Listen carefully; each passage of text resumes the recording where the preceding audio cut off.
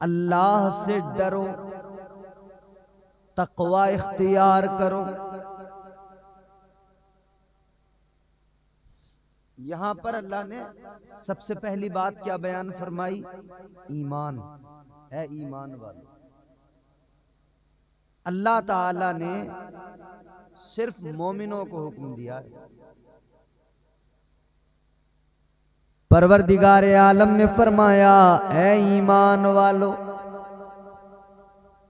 तकवा इख्तियार करो। दूसरी चीज, मुत्तकी बन जाओ। या अल्लाह बंदा साहिबे ईमान भी हो और तकवा भी इख्तियार कर ले, मुत्तकी भी बन जाए तो उसकी क्या शान। अल्लाह ताला ने फरमाया, इन्नल्लाह युहिब्बुल मुत्तकीन।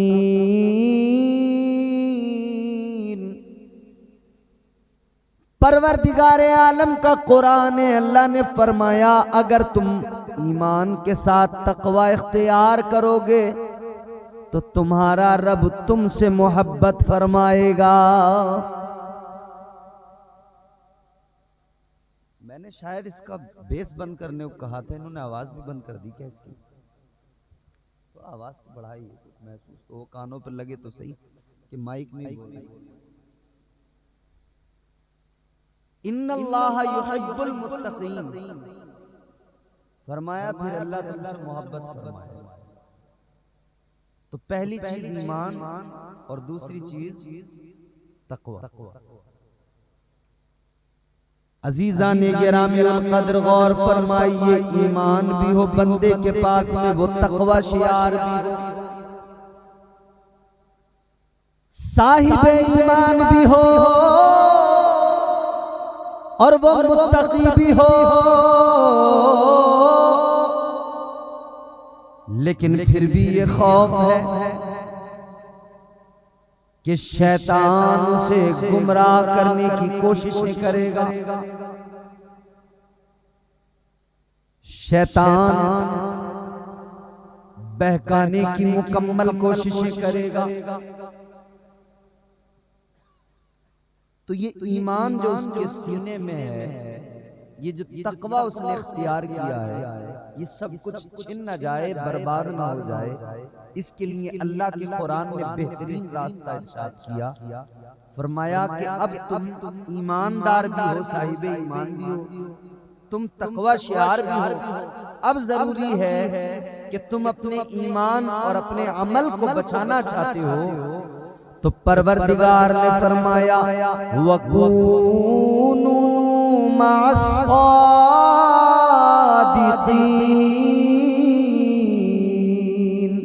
अल्लाह ने फरमाया, अब तुम मेरे औलिया के दामन से मुंसलिक हो जाओ, सच्चों के साथ हो जाओ, यानी औलिया का दामन थाम लो, सच्चों के साथ हो जाओगे तो शैतान के हमलों से महफूज हो जाओगे। तो अब ये सच्चों की जो जमात है, औलिया की जमात, इस जमात के अंदर अल्लाह ताला ने जिनको चुना, जिन्हें अजमतों का ताज अता किया, जिनका मकाम बुलंद किया, वो जिनका कदम मुबारक तमाम औलिया की गर्दनों पर है, वो जाते वाला पीराने पीर रोशन ज़मीर दस्तगीर सरकार गौसे आज़म की जात है। अल्लाह ताला ने कितना ऊंचा मकाम, कितना बुलंद मकाम किया। सरकार गौसे आज़म की शान अल्लाह अल्लाह। बरेली से आवाज आई, ताजदार अहले सुन्नत ने फरमाया, वाह क्या मर्तबा ए गौस है बाला तेरा, ऊंचे ऊंचों के सरों से कदम आला तेरा, क्या तबे जिसके हिमायत का हो पंजा तेरा, शेर को खतरे में लाता नहीं कुत्ता तेरा। वो गौसे आजम है।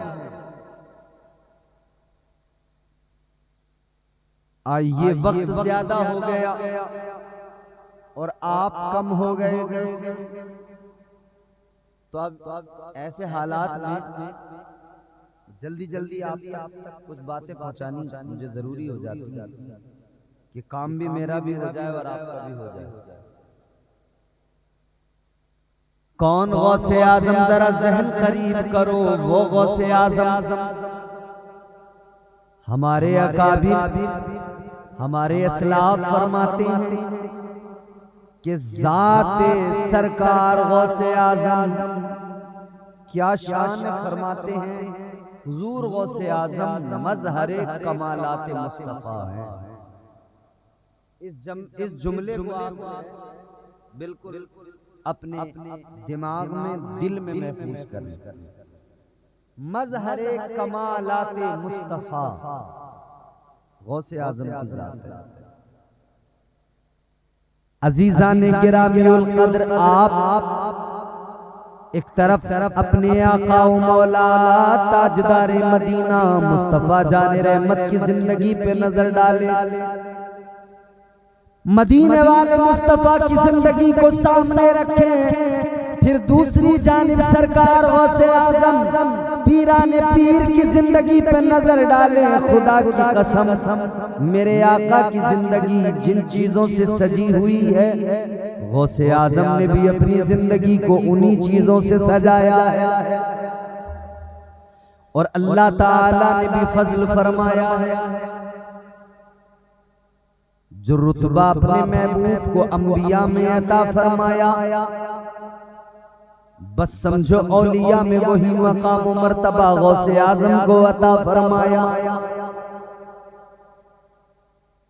आओ जरा देखो, तुम्हारे मेरे आका इमामुल अंबिया ताजदारे मदीना पैदा हुए मक्का शरीफ में। अभी 11वीं शरीफ है ये, इससे पहले 12वीं का महीना गुजरा। अभी हमने आका की अजमत के कसीदे पढ़े, आका की अजमत के तराने गुनगुनाए, लब्बैक या रसूल अल्लाह की सदाएं बुलंद हुई, सरकार की आमद मरहबा के नारे लगाए हैं, आका का मीलाद मनाया है। 12वीं वाले का भी हमने खूब जश्न मनाया, अपने आका की विलादत का खूब हमने जिक्र किया, करते ही रहेंगे। और फौरन अब उस महीने के बाद ये माह मुबारक आया, इसमें हमने गौसे आजम की महफिलों को सजा लिया, पीराने पीर की महफिलों को सजा लिया। आओ जरा देखो, मेरे मुस्तफा का मीलाद सामने नजरों में रखो। ताजदारे मदीना दुनिया में तशरीफ लाए, तुम्हारे मेरे आका दुनिया में तशरीफ लाए। मुस्तफा की शान क्या, मेरे नबी की अम्मी जान ने फरमाया, जब मेरे आका दुनिया में आए, मेरे सारे घर में उजाला हो गया, नूर ही नूर फैल गया, सारा कमरा नूर से मुनव्वर हो गया। हजरत आमिना फरमाती है, इतना उजाला हुआ, इतना उजाला हुआ, इतना नूर फैला, इतना नूर फैला कि मैंने उस नूर में, उस नूर की रोशनी में, उस उजाले में मुल्क शाम की इमारतों को देख लिया, मुल्क शाम के महल्लात को देख लिया। हजरत आमिना फरमाती है, इतना ज्यादा उजाला हुआ, इतनी ज्यादा रोशनी उस नूर के उजाले में, मैंने मुल्क शाम की इमारतों को देख लिया। मुस्तफा आए, उजाले हो गए, मुस्तफा आए, रोशनी फैल गई, मुस्तफा आए, नूर फैल गया। ये मेरे आका की आमद है। अब जरा आगे बढ़ो, अब मैं तुम्हें लेके चलता हूँ शहर जीलान। अल्लाहु अकबर कबीरा। एक घराना है सैयदों का, उस घराने के अंदर एक बच्चे की विलादत हो रही है। किसकी विलादत? पीराने पीर की विलादत हो रही है। पीराने पीर रोशन ज़मीर हजरत सरकार गौसे आजम की विलादत हो रही है। अल्लाहु अकबर। बस्ती भी कैसी है, गांव भी कैसा है, कैसी जगह पर आप पैदा हुए। उस गांव के अंदर लोगों का हाल ये था कि वो सुबह को नमाज़े फज्र के लिए जब उठते थे ना, तो हर आदमी ये कोशिश करता था कि सबसे पहले मैं उठूं, मैं मस्जिद में चला जाऊं। गौसे आजम जहां पैदा हुए उस बस्ती के लोगों का हाल ये था। आज हमारे यहां तो कोई सुबह को उठते ही नहीं। हमारे घरों में हाल ये हो गया कि रात को सोएंगे नहीं, सुबह को उठेंगे। हम रोजाना जलसा करके जब सफर करते तो हमें गैर मुस्लिमों की औरतें, उनके बच्चे सड़कों पे भागते दौड़ते मिलते, वर्जिश करते, और हमारा कोई आदमी नजर नहीं आता। चंद बुढ़े मस्जिदों के पास तो नजर आते, चंद बूढ़े लोग, बस वही बूढ़े चंद लोग हैं जो मस्जिद में बेचारे टाइम से चले जाते, नमाज पढ़ते। मगर हाल देखो अजीजों, सरकार गौसे आजम जहां पैदा हुए उस बस्ती के लोगों का हाल ये था।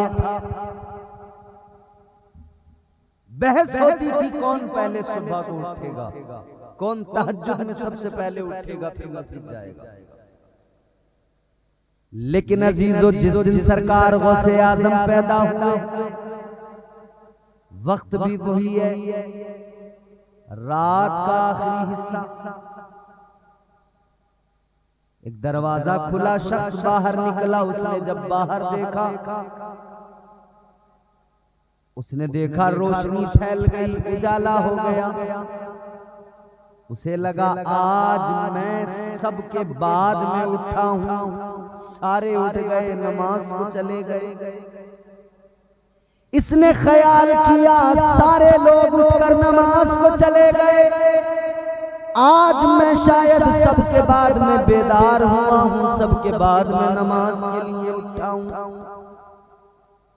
तो ये तो इस वजह से परेशान था।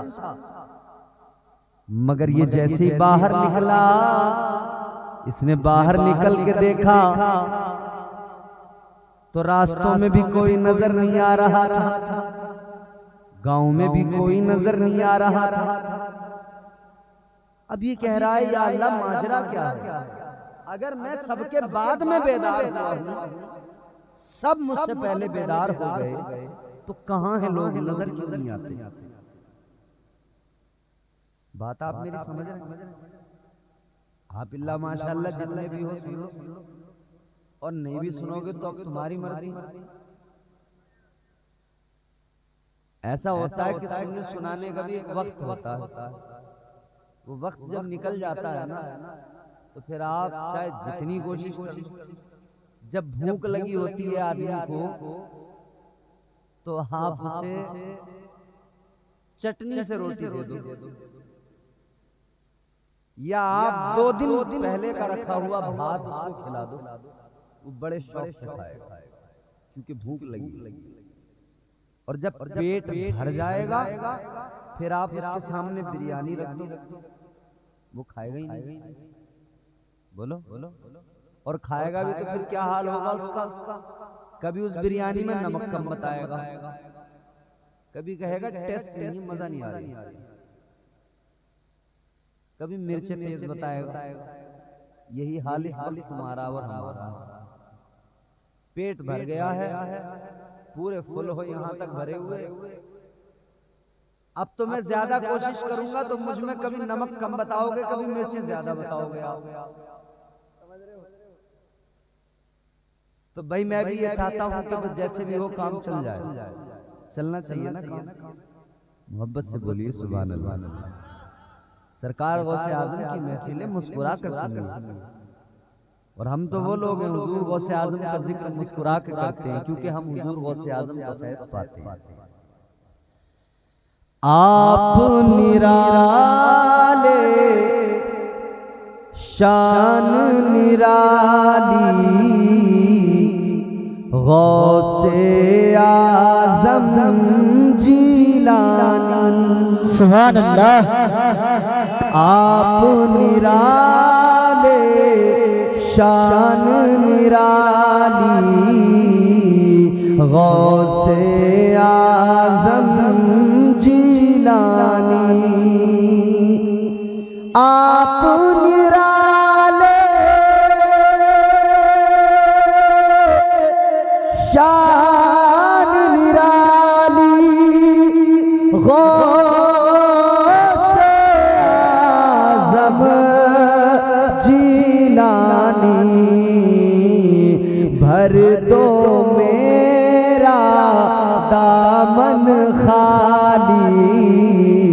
भर दो मेरा दामन खाली, गौसे आज़म जीलानी। सुभान अल्लाह।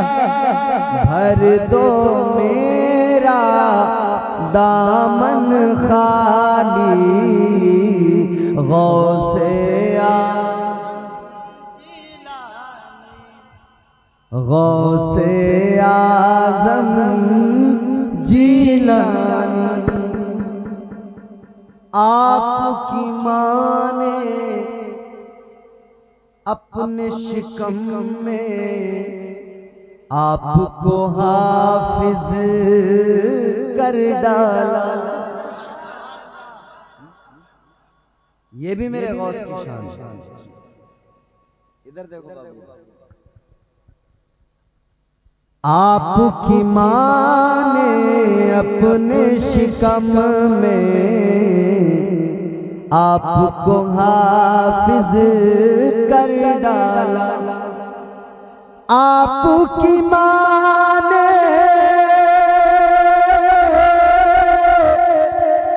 अपने शिकम में आपको हाफिज कर डाला। आपकी माँ भी अल्लाह वाली, गौसे आज़म जीलानी। आपकी माँ भी अल्लाह वाली, गौसे वो गौसे आज़म सरकार पैदा हो रहे हैं। विलादत का मंजर बयान कर रहा हूं। ये सबसे पहले उठने वाला आदमी समझता है मैं सबसे बाद में उठाऊं, लेकिन बाहर देखता है कोई नजर नहीं आ रहा, लेकिन उजाला इतना है इसे लगता है कि नमाज तो कब की हो गई होगी। लेकिन अब एक और दरवाजा खुला, एक और शख्स निकला, उसने भी देखा इतना उजाला शायद दिन हो गया। लोगों ने नमाज पढ़ ली, मैं सबके बाद में उठा, लेकिन इसने एक और को देखा। एक एक करके लोग बेदार होते रहे और इस तजस्सुस में थे कि अगर हम लोग अब उठे हैं तो क्या सारे ही सारे पूरे बस्ती के लोग ही उठने में लेट हो गए। सब के सब देर में उठे आज। तो फिर इन्होंने कहा कि भाई अगर हम सब लोग देर में उठे हैं, दिन फैल गया है, तो पहले वक्त का ही अंदाजा करो कि वक्त हुआ कितना। नमाज का वक्त निकल गया या रह गया, क्या हालात। ताजदार मदीना वाली कायनात मुस्तफा जाने रहमत के प्यारे दीवानों, अब इन लोगों ने देखा वक्त को, जब जांचा तो पता लगा अभी तो नमाज का वक्त भी नहीं हुआ है। कहने लगे अगर नमाज का वक्त नहीं हुआ तो इतना उजाला कैसे आज। अगर नमाज का वक्त नहीं हुआ तो इतना उजाला कैसे हो गया, इतना उजाला कैसे फैल गया। यूं लगता है जैसे दिन चढ़ गया है, जैसे दिन पूरी तरह से निकल आया है, मगर हैरान है अभी तो नमाज का भी वक्त नहीं हुआ। इन्होंने कहा जरा ये तो महसूस करो, ये उजाला किस तरफ से आ रहा है, ये रोशनी किस तरफ से आ रही है, ये नूर किस तरफ से निकल रहा है। गौर करते हुए आगे बढ़े, जब ये देखते हुए आगे बढ़े कि ये नूर कहाँ से फैल रहा है, ये उजाला किस तरफ से हो रहा है। अजीज़ाने गिरामिल कद्र गौर करो, जब ये उस नूर को देखते देखते आगे बढ़े कि उजाला किस तरफ से आ रहा है, तो ये पहुंच गए सरकार गौसे आज़म के मकान पर पहुंच गए। आपके मकान पर जाकर देखा, अब इन्होंने देख लिया इस मकान से उजाला निकल रहा है, इस मकान से ये रोशनी निकल रही है, इस मकान से ये नूर फैल रहा है। अब इन्होंने दरवाजे पे दस्तक दी, अंदर से कनीज निकल के आई। इन्होंने मालूम किया ए कनीज ये बता इस घर से इतना उजाला जो निकल रहा है क्या मामला है, क्या मसला है, ये घर किसका है। उस कनीज ने बताया ए लोगों ये घर सैयदों का घर है, ये घर हजरत मूसा सुनो, वजह ये है इस घर से जो उजाला निकल रहा है, इस घर से जो नूर फैल रहा है, इस घर के अंदर एक बच्चा पैदा हुआ है। इस बच्चे की शान ये है, वो बच्चा दुनिया में आया है, हर तरफ उजाले हो गए हैं। सरकार गौसे आज़म दुनिया में आए हैं, दुनिया रोशन हो गई। मैंने अर्ज किया था मजहरे कमालात मुस्तफा है गौसे आज़म। मेरे आका मक्के में पैदा हुए तब भी उजाला, गौसे आज़म इधर पैदा हुए तब भी उजाला।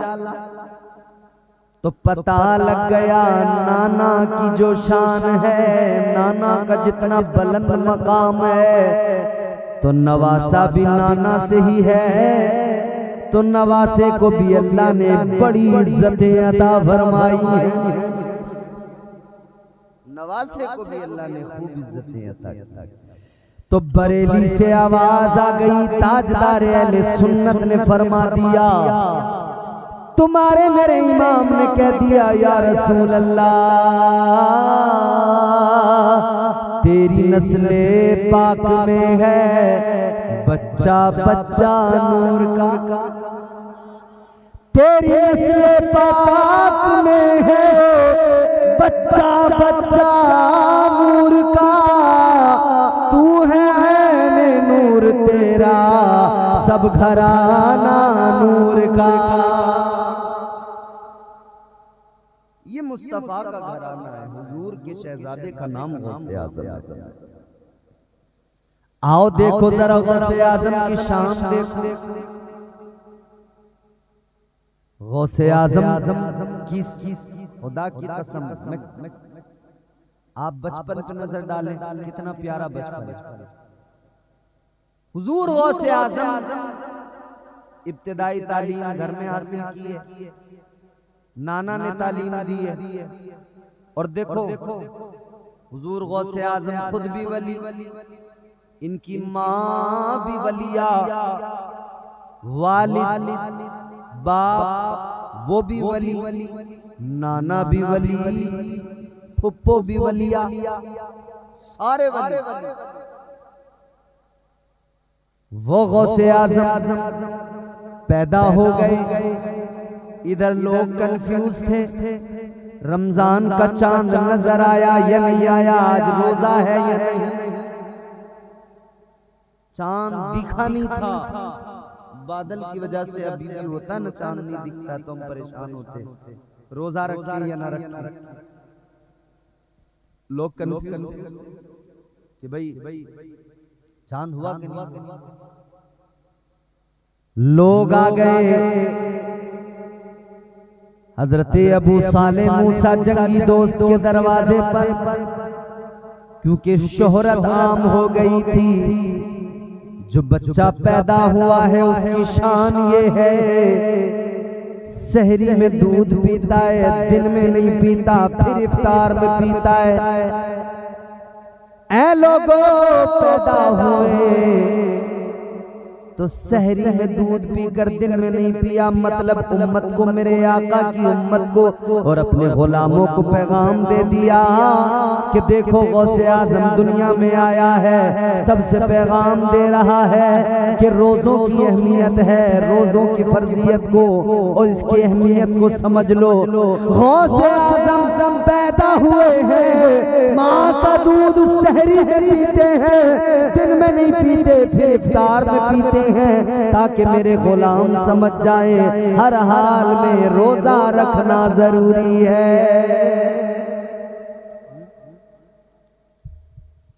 अच्छा तालीम हासिल की शुरुआती, उसके बाद में फिर कहने लगे अम्मा मुझे बाहर जाना पढ़ने। अम्मा ने कहा ठीक है, क्योंकि हुजूर का फरमान है इल्म हासिल करो, माँ की गोद से कब्र की आगोश। हुजूर का फरमान है इल्म हासिल करो, चाहे चीन जाना पड़े, मतलब चाहे जितनी दूर जाना पड़े। तो अब हमारी माएँ तो बच्चों को सीने से लगा के कहती है नहीं नहीं मेरा लाल मेरे साथ रहेगा, मैं दूर नहीं भेजूंगी। गौसे आजम की अम्मी ने कहा ठीक है बेटा तुम चले जाओ इल्म दीन हासिल करने के लिए। सरकार गौसे आजम की माँ ने आपकी सदरी में यूं अंदर को ना 40 अशरफियां यहाँ अंदर को आपने रखकर उसको सी दिया सदरी को। फरमाया जाओ बेटा काफिले के साथ में आप रवाना हो गए। काफिले पे रास्ते में हमला हो गया, डाकू रास्ते में थे, घात लगाए हुए। काफिला जब वहां पहुंचा उन्होंने हमला कर। काफिले पे जब हमला हुआ डाकुओं ने लूटना शुरू किया, सबका माल छीनने लगे। जिसके पास जो था डाकुओं ने सब ले लिया, सब छीन लिया। एक डाकू गौसे आजम सरकार के पास आया, छोटे हैं बच्चे। अब एक बच्चे ने नाशरीफ पढ़ी, आपने सुनी, हमने हौसला भी उस बच्चे का बढ़ाया। उस बच्चे के माँ बाप को मुबारकबाद भी है मेरी तरफ से, और एक गुजारिश भी है। मुबारकबाद इसलिए कि आपने अपने बच्चे को शुरू से ही दुनिया के गाने और दुनिया की तमाम फाश बातों से बचाकर हुजूर की नात पढ़ने वाला बना दिया, इसलिए मुबारकबाद है। और सजेशन मेरी तरफ से ये है, मशवरा मेरा ये है कि बच्चे को जरा स्टेज से अभी दूर ही रखना, क्योंकि अभी ये इसकी उम्र छोटी है। पहले थोड़ा इसको पढ़ाइए, तालीम दीजिए, फिर उसके बाद में इसका एक वक्त जब अपना आ जाएगा तो ये फिर इस जगह पे आएगा, फिर अपना दुनिया के सामने अपनी आवाज के जरिए हुजूर की नातें पेश करेगा, सुनाएगा, सब कुछ करेगा। लेकिन पहले बच्चों को तालीम दीजिए। बहुत अच्छा लगा मुझे। अल्लाह ताला उस बच्चे की उम्र को खैर आफियत से दराज करे। बच्चों को पढ़ाना जरूरी है। तो हुजूर गौसे आजम छोटे हैं, पढ़ने के लिए तो गए थे। ताजदारे मदीना वाली कायनात मुस्तफा जाने रहमत के आशिकों सुनो। एक डाकू आया, डाकू ने देखा सरकार गौसे आजम के चेहरे को, डाकू ने देखा तो पहले तो वो कुछ देर देखता रहा। गौसे आजम ने फरमाया क्या हुआ? कहने लगा बच्चे आपके चेहरे पे नजरें पड़ी हैं तो नजरें हटाने को दिल नहीं चाहता। कहने लगा बच्चे आप बड़े प्यारे हो, आपके चेहरे में कशिश है। सरकार गौसे आजम ने फरमाया कि आप डाकू हो, लोगों का माल लूट रहे हो, तो चलो अपना काम कर लो। देखो सरकार गौसे आजम का बचपन है। आपने फरमाया तुम्हारा काम लूटना है, लूटो, माल छीनना है। उसने कहा हाँ ठीक है मैं जाता हूँ। कब मुझे छोड़ के जा रहे हो, मुझसे नहीं लोगे कुछ? हंसने लगा डाकू, कहने लगा बच्चे तुम्हारे पास क्या रखा है? तुमसे क्या लूं, तुम्हारे पास क्या है? तो सरकार गौसे आजम ने फरमाया कौन कहता है नहीं है मेरे पास का क्या है? आपने फरमाया 40 अशरफियां हैं मेरे पास। कहने लगा कहां है? का मेरी अम्मी ने मेरी सदरी में सी कर रख दी। वो हंसा, हंस के बोला बच्चा है वैसे ही कह रहा होगा, इसके पास कहां से 40 अशरफियां आई? डाकू हंस के गया, चला गया। दूसरा आया, उसने कहा बच्चे तुम्हारे पास कुछ है? कहां के हैं 40 अशरफियां? अच्छा कोई चोर किसी के पास आके कहे क्या है तुम्हारे पास, तो आदमी बताता है या छुपाता है? बोलो, छुपाता है ना? हर आदमी छुपाता है, मगर ये बच्चा कहता है कि हाँ है तो 40 अशरफियां हैं। डाकू यही बात सुन के चौंक जाते, कहते नहीं वैसे कर रहा बच्चा है। लेकिन फिर बात आगे सरदार तक पहुंच गई। कहने लगे वो डाकू के सरदार ये बच्चा है, कह रहा है 40 अशरफियां हैं। डाकू ने कहा बेटे मुझे बताओ सरकार गौसे आजम ने फरमाया, हाँ मेरे पास 40 अशरफियां हैं। कहाँ हैं? का मेरी सदरी के अंदर। मेरी माँ ने जब मुझे रुखसत किया था, मेरी सदरी में अंदर 40 अशरफियां डाल के सी दिया था। का तो बेटा हर कोई अपना माल छुपाता है, तुम क्यों बता रहे हो?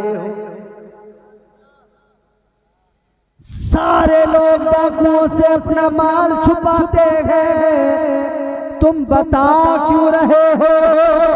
सरकार गौसे आजम ने फरमाया, सुनो, जब मैं घर से निकला था मेरी माँ ने मुझसे कहा था, बेटा कोई भी हालत हो, किसी भी हाल में कभी झूठ नहीं बोलना। आजकल तो हमारे यहाँ अल्लाह रहम करे, सुबह को जैसे कोई झूठ की गाड़ी आके उतरती हो और लोग उसमें से पूरे दिन बस उसको जो है तकसीम कर रहे हैं, बांट रहे हैं। इतना झूठ बोल रहे हैं, इतना बोल रहे हैं, पूछो मत। अल्लाह रहम है। गौसे आजम के मानने वालों, सरकार गौसे आजम ने बचपन में ही पैगाम दिया है कि झूठ कभी नहीं बोलना, और उनकी माँ ने उन्हें ये तालीम दी। मेरी माएं बहनें बैठी हैं, गौसे आजम की माँ ने बचपन से ही सिखाया कि झूठ नहीं बोलना है। अब हमारी माएं कैसे सिखाएं? ये तो खुद अपने शोहर से झूठ बोलनी। 500 का पत्ता शोहर की जेब से निकाला, अब शोहर देख रहा 500 का नोट था, कहां गया? कह रहा तुमने तो नहीं निकाला? कि नहीं मैं क्यों निकालूं? अब बच्चा तो देख रहा है ना कि अम्मी ने 500 निकाले थे, फिर कह दिया मैंने नहीं निकाले। तो बच्चा क्या सीख रहा है मां से? यहाँ पे झूठ बोलना सीख रहा है। शोहर तो थक गए थे, मगर वो जिसकी बीवी नहीं, प्रधानमंत्री, उसने निकलवाया इनका सारा खजाना। जब नोटबंदी कर दी, जहां जहां था माल उधर से निकला, जिस जिस डब्बे में था उधर से निकला। माँ की गोद पहला मदरसा, पहली तरबियत गाह। माँ जो करेगी बच्चा देखेगा सीखेगा, माँ जो बोलेगी बच्चा देखेगा वही सीखेगा, माँ जो सिखाएगी बच्चा वो सीखेगा। माँ की जबान गंदी तो बच्चे की जबान भी गंदी होगी। माँ झूठ बोलने वाली होगी तो बच्चा भी झूठ बोलेगा, और अगर माँ कुरान पढ़ने वाली होगी तो बच्चा भी कुरान का हाफिज बन जाएगा। सरकार गौसे आजम की माँ का हाल ये था, चलते फिरते कुरान पढ़ती थी, उठते बैठते कुरान पढ़ती थी, सोते जागते कुरान पढ़ती थी। गौसे आजम माँ के पेट में कुरान की तिलावत सुनते थे, माँ कुरान पढ़ती थी तो पैदा हुए तो 14 पारों के हाफिजे कुरान पैदा हुए। माँ से सीखता है बच्चा। माँ ने कह दिया था बेटा झूठ नहीं बोलना। सरकार गौसे आजम ने बरजस्ता फरमा दिया कि मेरी माँ ने कहा था झूठ नहीं बोलना। डाकुओं के सरदार ने इतना सुना तो आंखों में आंसू आ गए। उसने कहा जरा देखो तो सही सदरी में वाकई है भी है।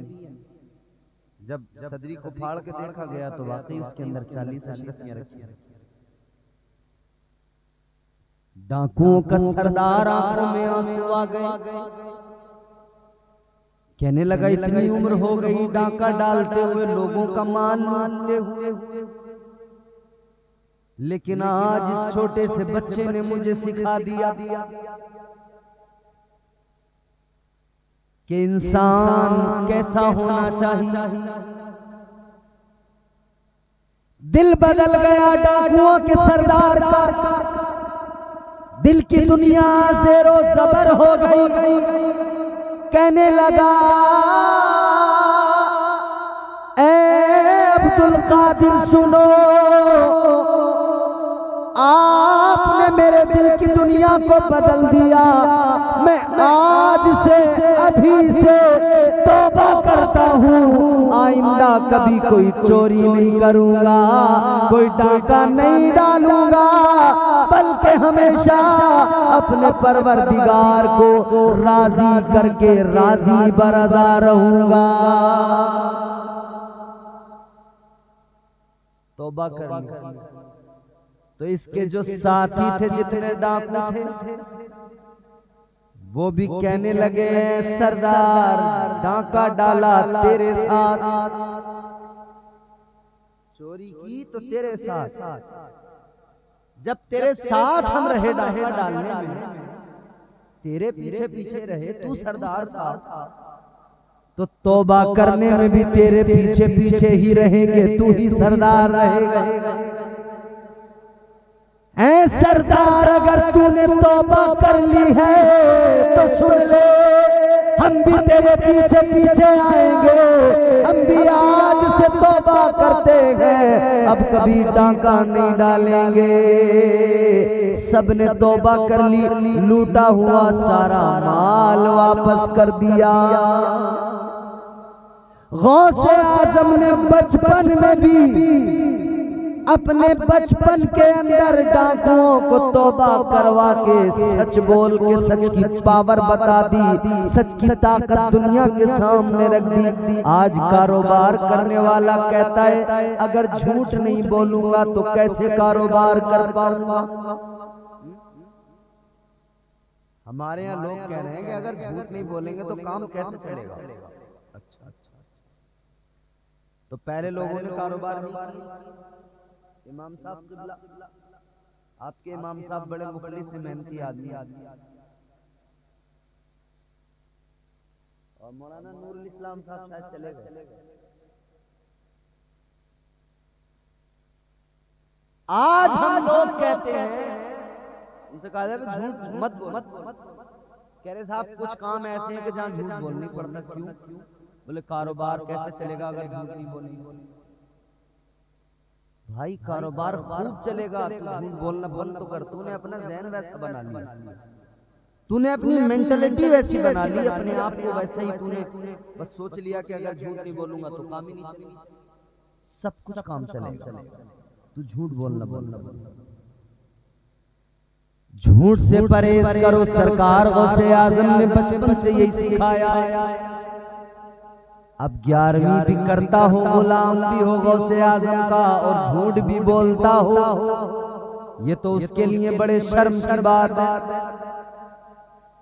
याद रखो गौसे आजम के दीवानों, आज गौसे आजम का जलसा सजाया है। ये अहद लेके उठो, ये इरादा मजबूत करके उठो कि अब कभी झूठ नहीं बोलेंगे। कहो इंशाअल्लाह अब कभी झूठ नहीं बोलेंगे। झूठ से परहेज करिए। सरकार गौसे आजम की पूरी जिंदगी देखो, आप की जिंदगी में सिर्फ ये नहीं कि करामतें हैं, आपने तालीम दी है अपने गुलामों, तालीम दी है। एक बात और बता के और फिर बात को खत्म कर देते हैं, वक्त भी अच्छा खासा हो गया है। सरकार गौसे आज़म ने अपने गुलामों को सिखाया है कि मेरे गुलामों फकत करामतें ही मत देखना, बल्कि मेरी जिंदगी में मेरा तकवा भी देखना, मेरा अमल भी देखना, मेरी नमाजें भी देखना। 40 साल तक ईशा के वुजू से फज्र की नमाज पढ़ी, 40 साल तक ये मामूल रहा। रात को कुरान की तिलावत करना शुरू करते तो फज्र के वक्त तक कुरान मुकम्मल कर लिया करते। आप रात भर कुरान की तिलावत करते थे। और गौसे आजम का अपने आप को गुलाम बताने वाला रात रात भर मोबाइल में फिल्में देखता है ना शर्म की बात।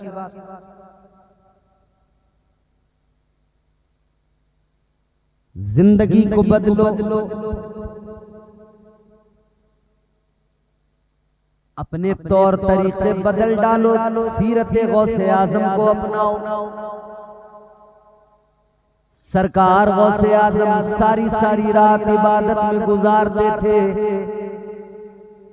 बंदा हो भी कादरी, अपने आप को गौसे आजम का गुलाम भी बताए और फिर नमाज भी ना पढ़ता हो, कुरान की तिलावत भी ना करता हो, सारा वक्त वाहियात कामों में, बदफेलियों में गुजारता हो।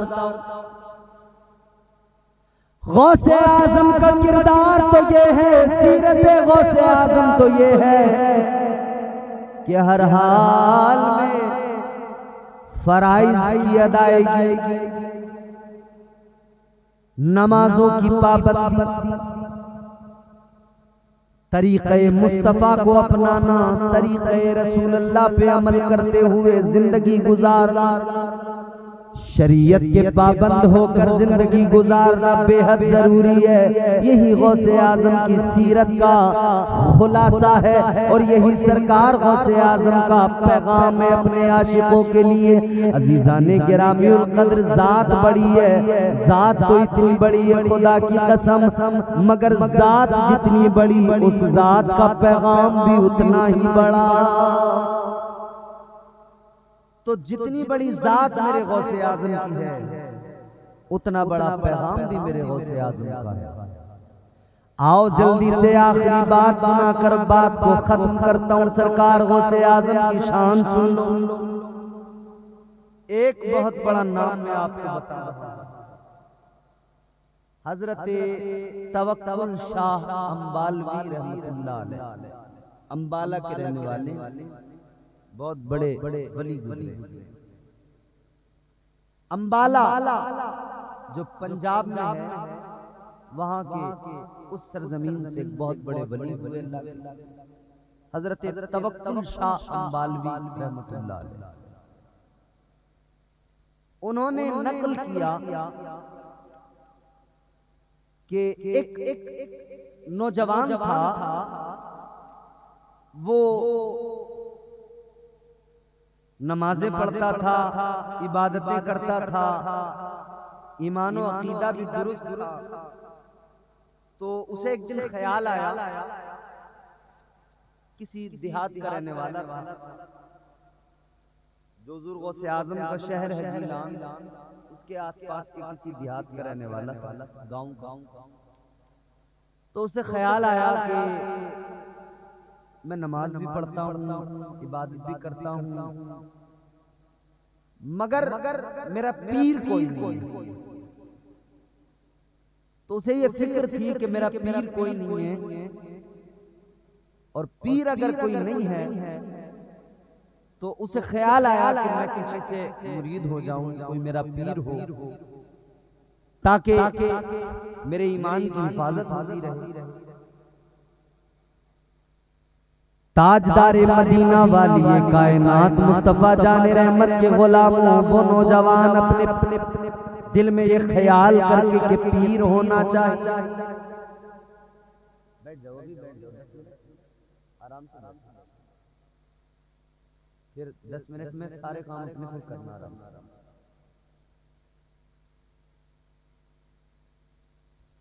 उसे ख्याल आया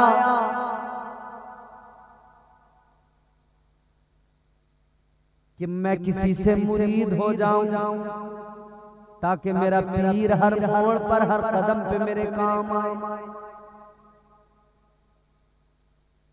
तो सोचने लगा मैं तो गांव का रहने वाला, चलो शहर चलता हूं, वहां पे बगदाद चलता हूं। बगदाद के करीबी किसी गांव का था, कहा बगदाद चलता हूं, वहां पे बड़े बड़े अल्लाह के वली हैं, वहां किसी को अपना पीर बना लूंगा, किसी से मुरीद हो जाऊंगा। तो इसने सोचा कि अब मैं पीर बनाऊंगा, लेकिन कैसा मेरा पीर होना चाहिए? तो इसने अपने दिमाग में 3 बातें सोची। कितनी?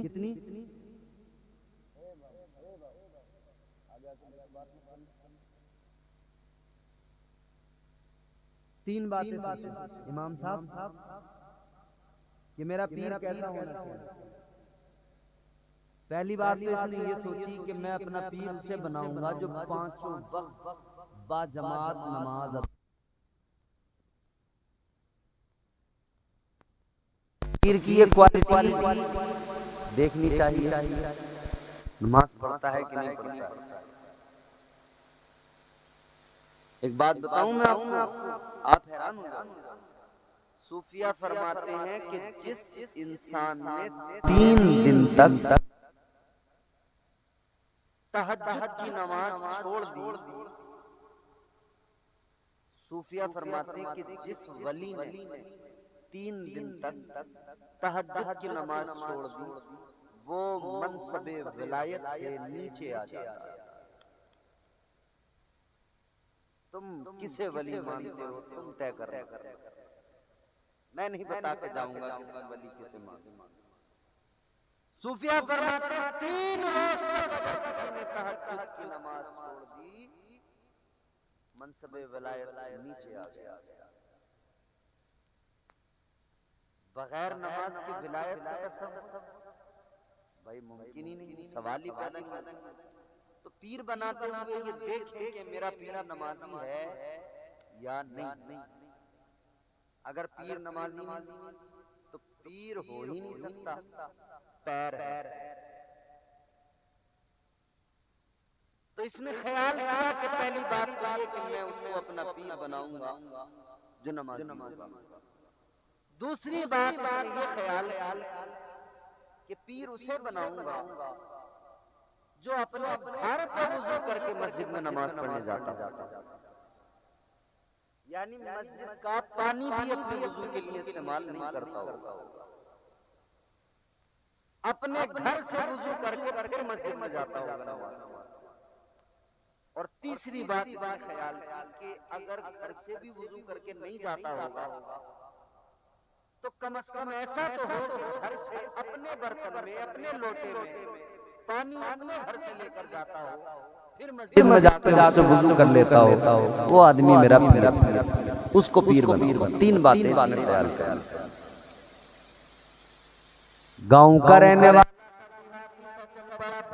शरीफ, इसने 3 बातें सोच ली थी पीर कैसा हो।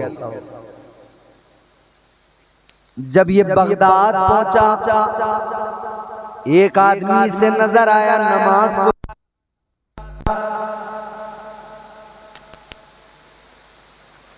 दाढ़ी बेहतरीन हुलिया नमाजी।